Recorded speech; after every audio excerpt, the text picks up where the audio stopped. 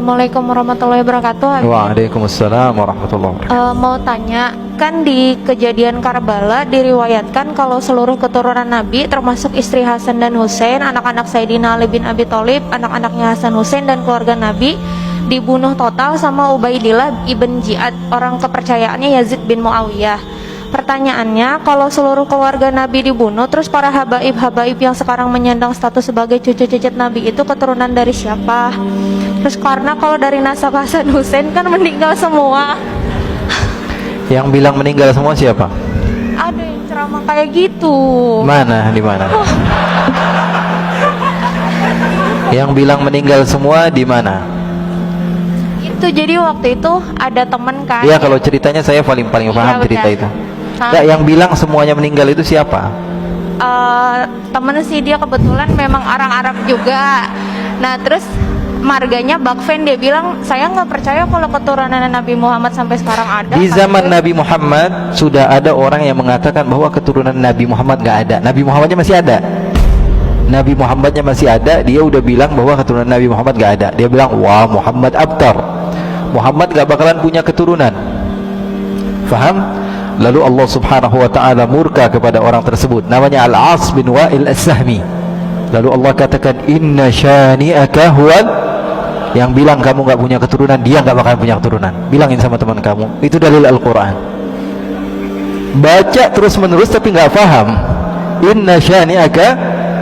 Sekarang gampang aja, saya nggak perlu panjang lebar tentang masalah Karbala. Saya paham dan saya menikmati kisah-kisah itu. Artinya apa? Saya betul-betul suka dengan sejarah dan saya tahu kisahnya.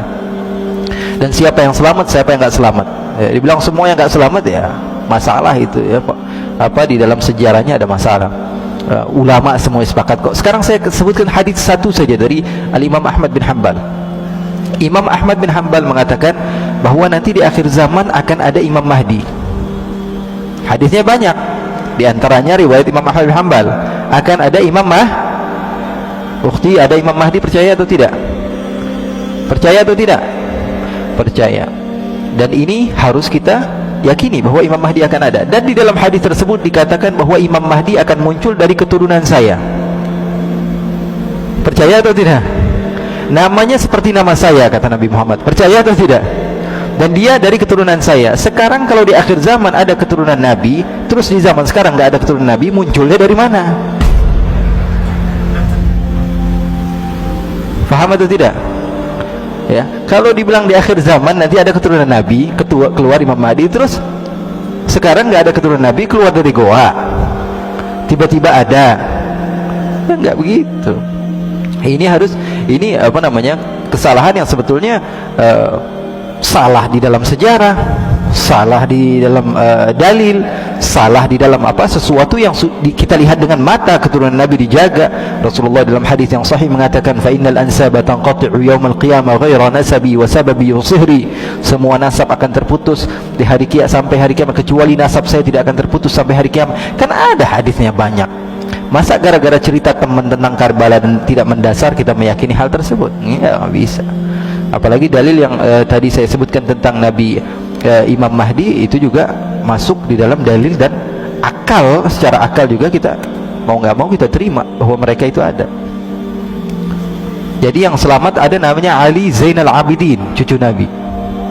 Ya, beliau orang yang diselamatkan. Dan ceritanya ma'ruf, semua ulama sejarah mengatakan bahwa Ali Zainal Abidin masih ada. Bahkan beliau dibawa-bawa dari Karbala sampai menuju ke beberapa tempat. Dan putra-putri Rasulullah SAW masih beberapa yang hidup. Putra-putra Hasan masih banyak ketika itu. Ya, jadi nggak semuanya meninggal. Memang ketika itu dizalimi, tapi ada beberapa keturunan Nabi. Dan yang paling terkenal Sayyidina Ali Zainal Abidin.